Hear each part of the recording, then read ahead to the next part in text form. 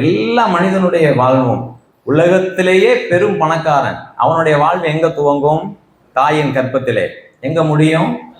வாழ்ற விதம் வேணா வித்தியாசமா இருக்கலாம், சரியா? ரைட். உலகத்திலேயே பெரிய கல்விமான், அவனுடைய வாழ்வு எங்க துவங்கும்? கருவறை. முடிய போறது எங்க? கல்லறை. இந்த ஃப்ரேம், இந்த விதி உலகத்துல எந்த மனுஷனுக்காவது மாறுமா?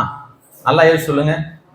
உலகிலேயே மிகப்பெரிய செல்வந்தனுக்கும் மாறாது, உலகிலேயே மிகப்பெரிய அறிவாளிக்கும் மாறாது, உலகிலேயே மிக பெரும் புகழ் பெற்றவனுக்கும் மாறாது.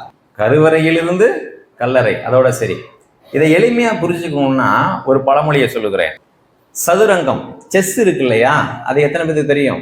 ராஜா இருப்பார், அதற்கு மந்திரி இருப்பார், சிப்பாய் இருப்பார். சிப்பாய்னா பான், சோல்ஜர் இருப்பார். இப்ப ஆட்டம் முடிந்தவுடன் 3 பேரையுமே கொண்டு போய் ஒரே பாக்ஸை தான் போட்டு வைப்பாங்க. எத்தனை பேருக்கு விளங்குது?